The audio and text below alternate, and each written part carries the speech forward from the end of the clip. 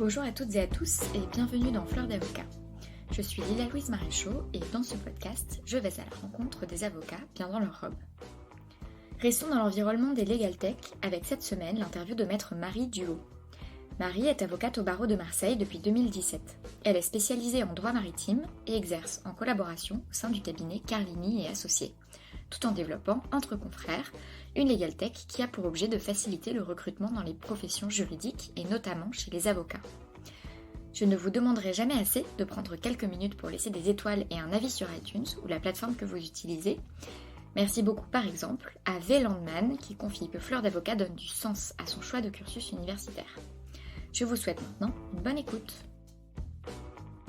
Bonjour Marie Duhaut. Bonjour. Merci d'être mon invitée sur Fleur d'avocat. Avec plaisir. Alors Marie, raconte-moi comment et pourquoi tu es devenue avocate. Alors, c'est pas venu d'un coup. Ça a commencé donc déjà par le choix d'aller à l'université de droit. J'habitais à Nantes à l'époque. Après mon bac, j'ai eu beaucoup de difficultés à choisir mon orientation parce que j'avais passé un bac scientifique dans lequel je ne me sentais pas forcément à l'aise. Et je voulais passer un bac littéraire après mon bac scientifique. J'ai un cousin qui a ça. C'est vrai? Ouais, il a passé 2 bacs. Eh ben, c'est ce que je voulais faire. Et mes parents ont refusé. Le directeur de mon lycée s'y est formellement opposé également. Et il m'a dit, Marie, tu vas très bien te débrouiller sans passer de bac littéraire. Tu as déjà un bac scientifique. Il m'avait même dit d'ailleurs, tu seras chef d'entreprise. Donc ça a un lien après avec ce que je fais actuellement. Et donc, j'avais été prise dans des filières plutôt commerciales, mais j'avais envie de faire autre chose. Je me disais que je ferais certainement quelque chose en lien avec le commerce plus tard, mais j'avais envie d'autre chose pour mes premières années d'études. Et les sciences politiques m'intéressaient beaucoup.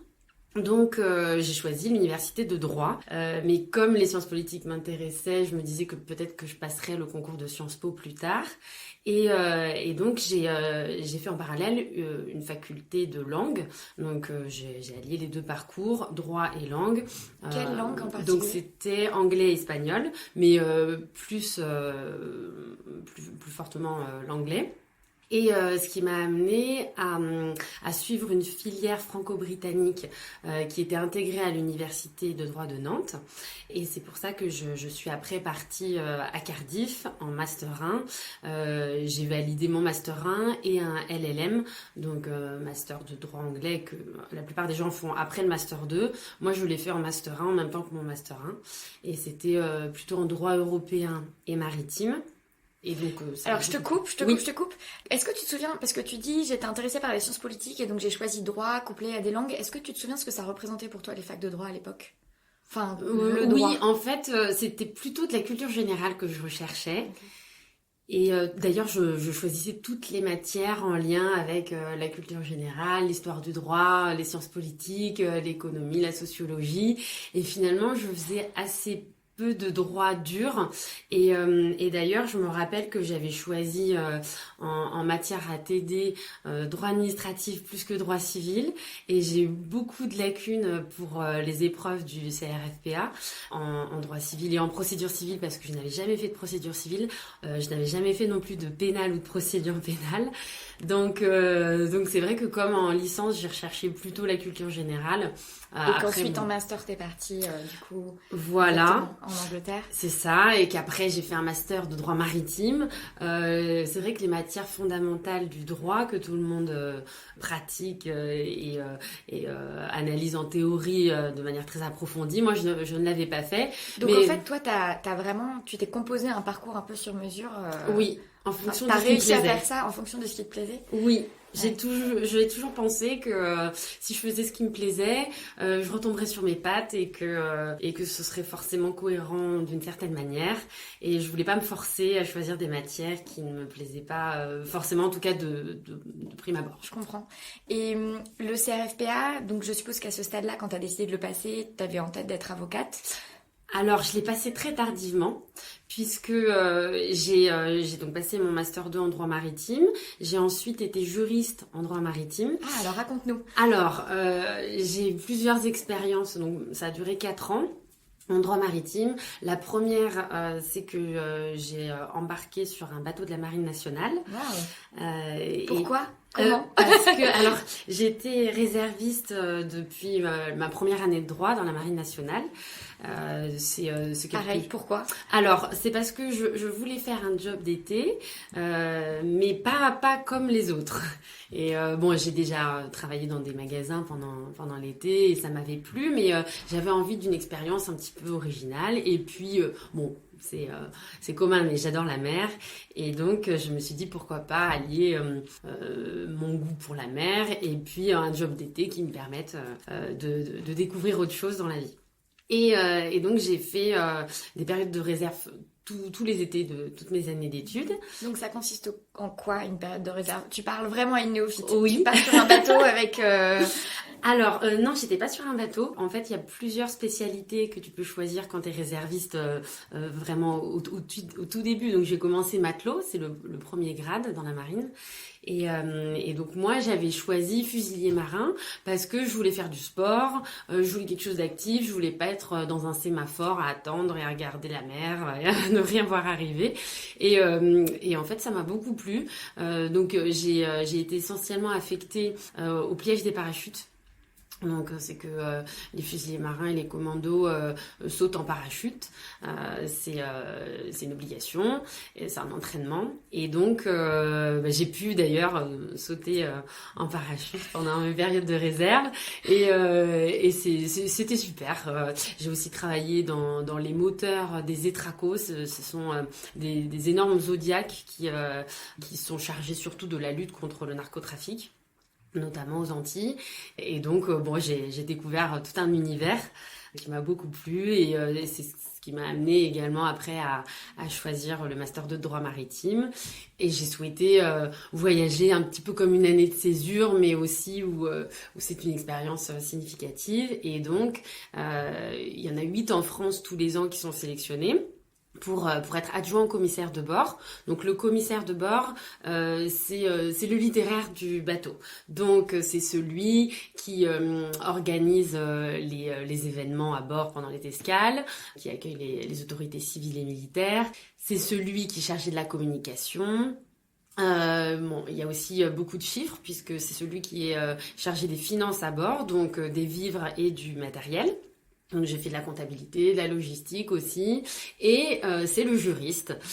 Donc c'était très intéressant parce qu'en plus on a fait une mission de 4 mois et demi, la mission Jeanne d'Arc de formation des officiers élèves. On a fait un tour de l'Afrique, on est aussi passé par l'Amérique du Sud et c'était passionnant. Il y a eu donc de la lutte contre la piraterie maritime, contre le narcotrafic. Il y a eu des missions de représentation, de la vente du matériel militaire français à l'étranger.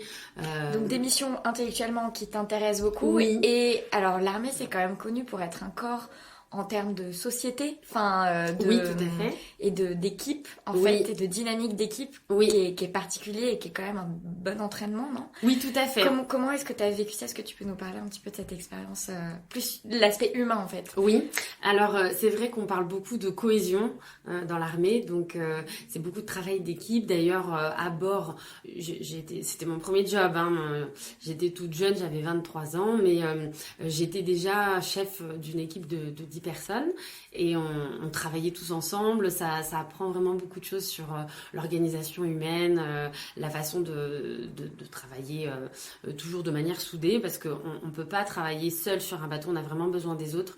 On a énormément de travail à faire, contrairement à ce que peut-être beaucoup peuvent penser. Un bateau, ça se pilote pas tout seul. Et là, on était 180 à bord en équipage restreint, et c'était nécessaire. Donc oui, sur l'aspect humain, j'ai énormément appris. C'était oui donc un travail d'équipe, beaucoup, une organisation, une rigueur, la ponctualité aussi évidemment. C'est tout un panel de qualités finalement qui me servent encore aujourd'hui. Alors justement, pour arriver jusqu'à aujourd'hui, donc cette expérience, c'est 1 an, ça dure 1 an? Oui, alors c'est 1 an, renouvelable 4 ans, mais moi je me suis arrêtée à 1 an parce que j'avais vraiment envie de faire du droit, c'est ce que j'aimais profondément, et là j'en faisais peut-être 10%, donc c'était pas suffisamment pour moi. Et donc ensuite, j'ai travaillé dans des préfectures maritimes. Donc ça c'était du droit public maritime et dans l'environnement aussi beaucoup. Et puis ensuite j'ai travaillé dans un cabinet de courtage en assurance maritime et transport. Et donc là c'était du commerce, donc c'était surtout de la gestion de sinistres. Et ces changements, donc préfecture, ensuite courtage, c'était parce que tu voulais voir différentes perspective de ta spécialité, de ton secteur d'activité? Oui, en fait après le public, j'avais envie de voir ce que c'était que de travailler en entreprise, et donc j'ai regardé dans le secteur privé. Et puis en fait, j'ai eu envie à ce moment-là d'être avocate parce que je ne trouvais pas une satisfaction dans le métier de juriste. Qu'est-ce qui... Alors c'était certainement le statut de salarié qui ne me convenait pas. Et donc j'ai fait un stage dans un cabinet d'avocats auprès de la Cour de cassation et du Conseil d'État à Paris, et j'ai adoré. Ils m'ont tout appris sur le droit. Pourquoi tu as choisi Cour de cassation, Conseil d'État? Parce que je me suis dit que ça me servirait le plus pour être performante au CRFPA, puisque c'était vraiment la théorie, c'est du droit pur, et l'analyse des arrêts, les cas pratiques, tout ce qui est vraiment droit donc privé et public pur sans les faits. Et je me suis dit que ça me servirait forcément, j'apprendrais beaucoup. Et en effet, j'ai vraiment tout appris chez eux. T'as eu des difficultés à trouver? Pas tellement, non. Non, ils ont été... Ils ont... piqués de curiosité de ce profil que t'as... C'est ça, et je me rappelle qu'ils m'avaient dit que j'avais un profil atypique, mais que ça les intéressait, et je pense qu'ils s'étaient plus focalisés sur mes soft skills, donc c'est un sujet sur lequel je travaille beaucoup, et donc je pense qu'ils ont eu envie d'essayer avec moi, même si j'avais pas beaucoup d'expérience en droit pur. Et donc ça se passe bien? Et oui, ça s'est bien passé. Bon, au début, c'était difficile, hein, évidemment, de se remettre dans le bain parce que je faisais finalement encore assez peu de droit, même en entreprise. J'en faisais un peu, évidemment, mais c'était surtout de l'assurance, de la gestion de sinistres. Donc c'est vrai que c'était pas évident au début, mais après ça m'a vraiment permis d'être compétente pour passer le concours, et donc je l'ai réussi, et j'ai fait les 2 ans d'école d'avocat. Alors comment se passe l'école justement? Alors, ça m'a beaucoup servi parce que il me manquait justement certaines bases, et donc j'ai pu combler un peu mes lacunes avec l'école d'avocat. J'ai aussi fait des stages très intéressants, notamment chez Airbus, et puis dans un cabinet spécialisé en droit des sociétés. Donc Airbus en PPI? Ah oui, Airbus en PPI. Là tu te dis, bon, de toute façon je veux pas être juriste, j'ai déjà testé, mais c'est quand même une belle expérience. Oui, parce que je voulais une expérience plus généraliste. Moi j'avais fait du droit maritime, c'était très spécifique, et j'avais envie d'élargir mon champ de compétences. Et avec Airbus, c'était l'idéal parce que j'ai fait du droit des affaires, du contentieux, il y avait de la pratique de la vie en entreprise. Je n'avais jamais travaillé dans une grosse entreprise dans le domaine privé, donc finalement c'était une très belle expérience. Et en plus, l'ambiance était super, donc j'ai adoré. Et donc ensuite, expérience de 6 mois en cabinet d'avocat, dans le droit des sociétés, puisque j'avais envie de faire du droit des affaires pour élargir mes compétences. Et puis aussi, en tant qu'avocate, j'avais envie de développer un jour ma clientèle personnelle, parce que ce que je recherchais, c'était beaucoup l'entrepreneuriat dans ce métier. Ouais. Et donc je suis ravie d'avoir fait ces choix-là. Et en plus, à l'école des avocats, j'ai passé un concours, le concours Projet Innovant, initié par le Conseil national des barreaux. Où est-ce que tu as fait ton école? À Marseille. À Marseille, ok. Oui, l'EDA Sud-Est. Donc, Marseille, ils ont un concours Projet Innovant que tu passes? Oui, en fait, c'était un concours national ouvert à tous les élèves avocats de France et les jeunes avocats de moins de 2 ans d'expérience, puisqu'ils estiment que dans la fleur de l'âge, on a encore plein d'idées et des idées positives et optimistes pour le métier d'avocat et que l'on souhaite améliorer les conditions de vie, ce métier et faire en sorte qu'il soit plus attrayant et en plus qu'on est plutôt attiré par le numérique. Donc j'ai bien aimé cette idée-là. J'ai passé ce concours avec 2 de mes collègues qui étaient aussi à l'école des avocats. Moi, j'étais en première année d'école d'avocat et elles étaient en 2e année. Et à notre grande surprise, on a remporté le concours. On a été première lauréate. Quel était votre projet ? Alors, c'est une plateforme collaborative entre avocats. Donc, ça s'appelait Astra Librae au début. L'objectif, c'était donc de relier les avocats au sein d'une même constellation parce que Astra Librae, c'est la constellation de la balance.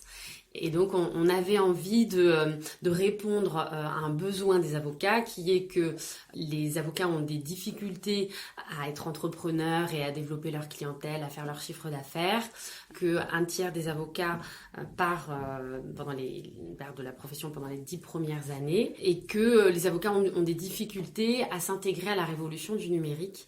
Donc on avait envie d'une plateforme boîte à outils qui leur permette de surmonter tous ces défis.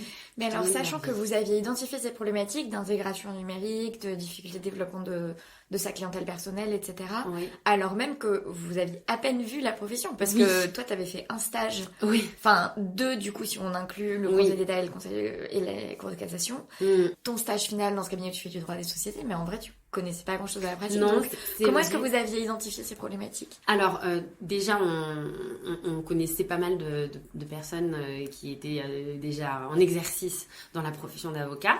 Et puis, on a lu énormément. On a organisé ensemble des tas de réunions où on brainstormait sur une idée innovante qui pourrait vraiment servir à la profession. On était beaucoup partis sur la relation client-avocat au début. Et puis, après, on s'est dit, mais il y a quand même une grande problématique, c'est au sein de la profession, donc on va faire du B2B et on va faire quelque chose pour les avocats pour qu'ils se sentent mieux et pour qu'ils développent vraiment leur carrière. Donc c'était quand même quelque chose qu'on avait repéré de par nos lectures sur internet, dans des journaux spécialisés, en écoutant des podcasts et puis en écoutant aussi nos futurs confrères qui avaient de l'expérience en la matière et en plus nous en recherchant nos stages déjà on avait constaté qu'il était assez difficile de choisir un stage dans lequel on se sentirait vraiment bien et qui serait adapté à notre personnalité, à notre profil.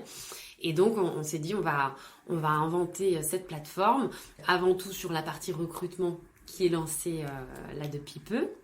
Et qui permettrait aux cabinets d'avocats de se mettre en avant autrement que par leur unique compétence juridique, mais aussi sur les conditions de travail qu'ils peuvent offrir à leurs collaborateurs. Et les équipes de ce cabinet d'avocats pourraient également donner leur avis sur ces conditions de travail. Et donc en fait, vous êtes aussi partie finalement de votre besoin oui, à vous. Absolument. C'est-à-dire, moi, quand j'ai cherché mon stage final, oui. Je voyais tous ces noms de cabinets. Certains sont classés dans les décideurs, les trucs, les machins. Mais en vrai, je sais pas ce qui se passe derrière les murs. C'est ça. Et je sais que j'ai pas envie d'aller dans un endroit où ça se passe mal. Et en fait, j'ai rien pour me permettre d'avoir cette information, sauf si tu connais quelqu'un. Tout à fait. L'objectif, c'était la digitalisation du bouche à oreille. Et c'est quelque chose qui est recherché par beaucoup d'élèves avocats, de stagiaires et d'avocats, puisque, quand on est dans des petites villes, souvent, le bouche à oreille est plus facile que dans les grandes villes. Mais souvent, on ne sait pas où on va. Et selon les profils, il y en a pour tous les goûts. Certains veulent gérer des dossiers internationaux, se former, travailler énormément pour acquérir des compétences, peu importe le nombre d'heures qu'ils font. Ils cherchent aussi une rémunération importante. D'autres, par exemple, qui sont jeunes parents, ils peuvent pas forcément tout concilier, donc ils préféreraient avoir plus d'autonomie, de liberté, gérer un dossier de A à Z, et pouvoir développer leur clientèle personnelle. Donc c'est vraiment chacun. Et l'objectif de cette plateforme sur la partie recrutement, pour l'instant, c'est vraiment de permettre aux candidats de trouver le cabinet qui leur convient et au cabinet de trouver aussi le candidat qui saura et qui voudra rester. Donc l'objectif, c'est la fidélisation, c'est la relation long terme. Et alors là, tu fais un petit saut dans l'avenir, mais vous présentez ce projet. Oui. Vous gagnez. Oui. Enfin, comment vous étiez content? Alors, évidemment, oui, on sautait de joie, on s'était déjà projeté, on s'était dit, on va faire quelque chose d'extraordinaire pour la profession. Et en fait, mon père m'avait dit à ce moment-là, il m'avait un peu cassé mon truc d'ailleurs, il m'avait dit, Marie, c'est là que ça commence. C'est aujourd'hui que tu as gagné ce concours que les difficultés vont commencer et que tu vas être mise à l'épreuve.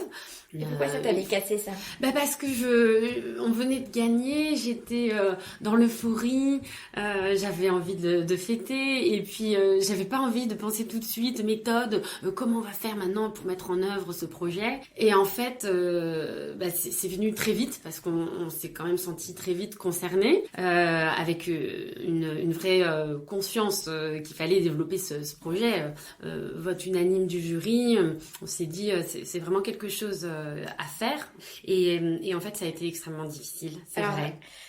Je sais pas trop, même moi, en termes de méthodologie d'entretien, comment est-ce qu'on va gérer ça? Oui. Déjà, t'as dû trouver une collaboration parce que Oui. T'as quand même intégré la profession. Oui. Tu t'es pas dit, ça c'est bien, mais en fait j'ai un projet et je vais me concentrer sur ce projet entrepreneurial. T'as quand même choisi d'exercer. Oui. Alors, comment est-ce que tu as trouvé ta collaboration et comment tu l'as choisie? Parce que je suppose que tu es le genre de personne à avoir choisi sa collaboration. Absolument. Alors, j'ai mené mon enquête. J'ai cherché de partout. Donc, moi, je suis de Marseille. Donc, j'ai cherché à Marseille, à Aix-en-Provence, autour de chez moi, déjà. Et un cabinet qui fait du droit des affaires parce que j'avais envie de développer mes compétences dans cette matière.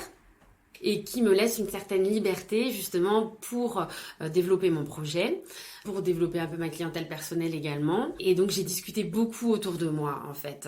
À chaque fois que je passais un entretien, je me renseignais sur le cabinet, je cherchais à discuter avec des personnes qui avaient déjà travaillé dans ce cabinet ou qui y travaillaient. Je posais beaucoup de questions à l'entretien.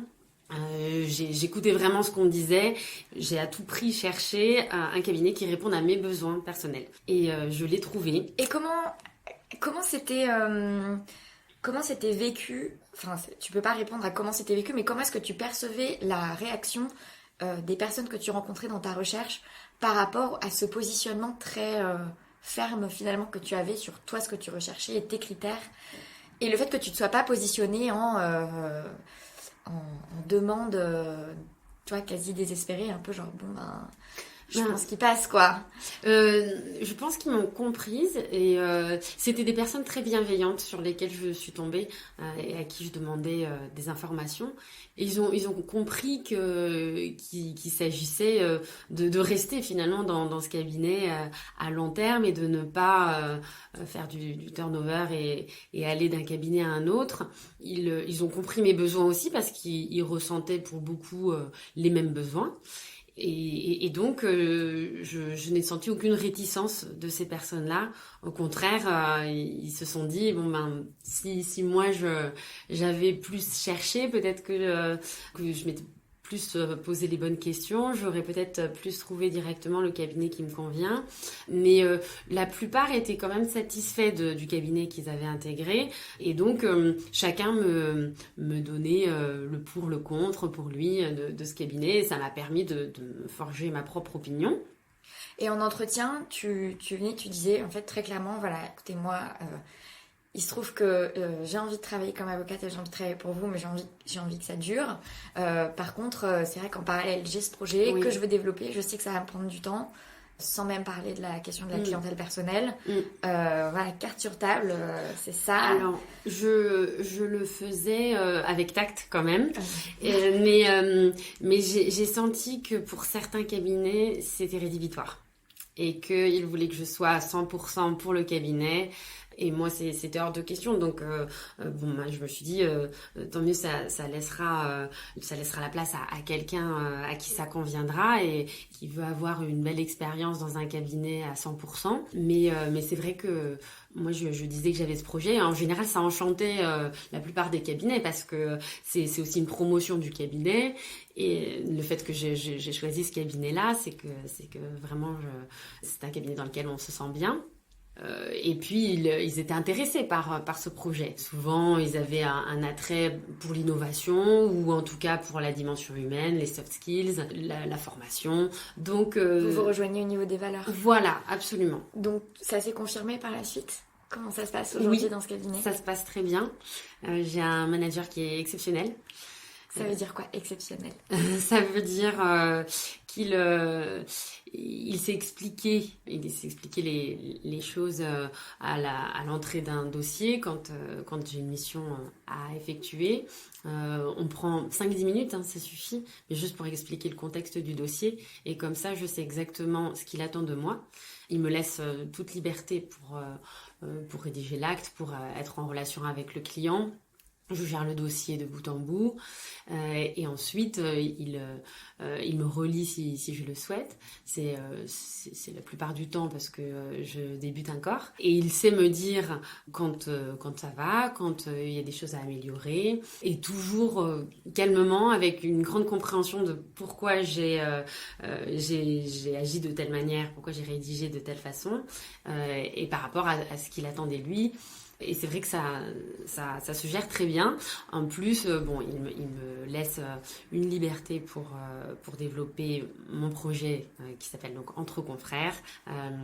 Donc j'ai pu mettre en place la première partie sur le recrutement que je vous ai expliqué. Alors parlons-en. Donc tu t'as dit que ça n'avait pas été qu'une partie de plaisir de développer ce projet et que ça avait été finalement gagné, comme ton père avait dit, ça n'avait été que le début. Oui, tout à fait. Parle-nous de ces difficultés. Alors, la première difficulté, c'était le temps, parce que allier deux professions, c'est vrai que c'est pas toujours évident. Et donc, mes deux consoeurs avec lesquelles nous avons gagné le concours n'arrivaient pas à tout bien traiter. Et donc, il y en a une qui était en collaboration libérale et une autre qui s'est installée, qui a lancé son cabinet. Donc, le projet, ça faisait trop à côté. Et donc, au bout d'un an, quasiment, à peine un an, j'étais la seule avocate sur le projet. Je le suis toujours, mais j'ai pu bénéficier d'un accompagnement avec un incubateur notamment. Comment tu l'as vécu ça, le fait que l'équipe s'égrène, que finalement tu te retrouves toute seule sur le projet? Bon, c'était difficile, mais j'ai pas lâché parce que je tiens vraiment à mettre en œuvre ce projet qui j'espère sera apprécié par mes confrères aussi et leur sera utile. Et donc j'ai tout fait pour le mettre en œuvre. En plus, je suppose que du coup pendant cette première année où elle pouvait pas trop s'investir et toi tu avais envie que tu t'investisses, du coup je suppose que le projet n'avançait pas trop parce que vous manquiez de direction. Oui, on n'arrivait pas à trouver des temps où se retrouver pour avancer sur le projet. C'était un petit peu disparate, on savait pas trop par quel bout s'y prendre. C'est un investissement financier aussi, donc c'est vrai que s'endetter ensemble, c'est pas toujours évident. Et donc finalement, on n'avait rien commencé de concret ensemble, c'est vrai. Au bout d'un an, ouais. Oui. Et donc au bout d'un an, tu dis je continue toute seule. Tu dis que l'investissement financier, du coup, tu t'es endettée. Oui. Ouais. Oui, tout à fait. Donc j'ai intégré le plus gros incubateur de la région PACA qui s'appelle Marseille Innovation et c'est eux qui m'ont tout appris pour être un chef d'entreprise. Donc j'ai appris énormément de choses sur la comptabilité, les financements, la communication, le marketing, faire un business plan, un prévisionnel financier, etc. Et donc oui, j'ai pris des risques, j'en prends toujours. Mais je tiens vraiment à mettre en œuvre ce projet. Là, c'est le tout début, donc sur la partie du recrutement. Ensuite... Quand est-ce que tu as lancé du coup cette première partie? Alors, je l'ai lancé toute fin novembre. D'accord, donc c'est vraiment tout, Oui, c'est tout tout récent. neuf. Félicitations. Merci. C'était assez long à mettre en place puisque le développement informatique, je l'ai sous-traité et donc je me suis aperçue que c'était vraiment beaucoup de travail en fait, hein. Donc j'imaginais que ça pourrait sortir plus tôt, mais c'était une course pendant un an pour que ça sorte. Et donc maintenant je suis ravie, mais il y a encore beaucoup de choses à faire, à Oui. améliorer, et d'autant plus que je vais mettre en place d'autres services. Donc améliorer le service sur le recrutement, notamment sur la partie candidat, leur donner la possibilité de remplir leur CV en ligne, d'être visibles eux aussi, de travailler sur leurs soft skills. Et il y aura également des formations pour les avocats, pour les aider à être entrepreneurs et intégrés dans la révolution du numérique. Et aussi à travailler sur leurs soft skills, sur par exemple le leadership, la prise de parole en public, comment faire du chiffre d'affaires. Tu ne manques pas de projets, en tout cas pour Entre Confrères. Voilà, absolument. Et c'est aussi pour les faire gagner en visibilité sur Internet et les réseaux sociaux. Donc oui, il y a énormément de choses à faire. J'en ai pour quelques années. Et donc l'objectif, c'est que le projet soit le plus connu possible pour que les avocats et les professionnels du droit en général l'utilisent à bon escient, et donc pour s'améliorer et pour mieux gérer leur carrière. Et donc j'espère pouvoir répondre à leurs besoins et qu'ils n'hésitent pas à me faire des suggestions pour améliorer les services. Ouais. Et comment tu vis cette double vie finalement ?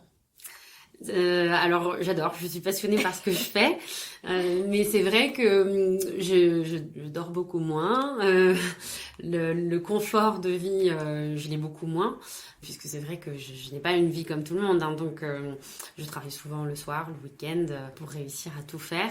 C'est une course permanente. Mais après, je rencontre des personnes exceptionnelles.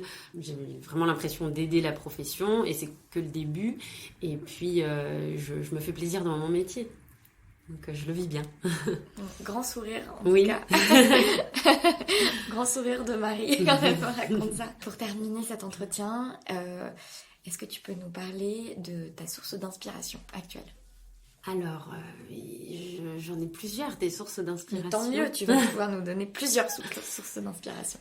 Alors, bon, il faudrait peut-être commencer par des méthodes qui m'ont inspirée, notamment les méthodes de travail, d'organisation, de calme en fait.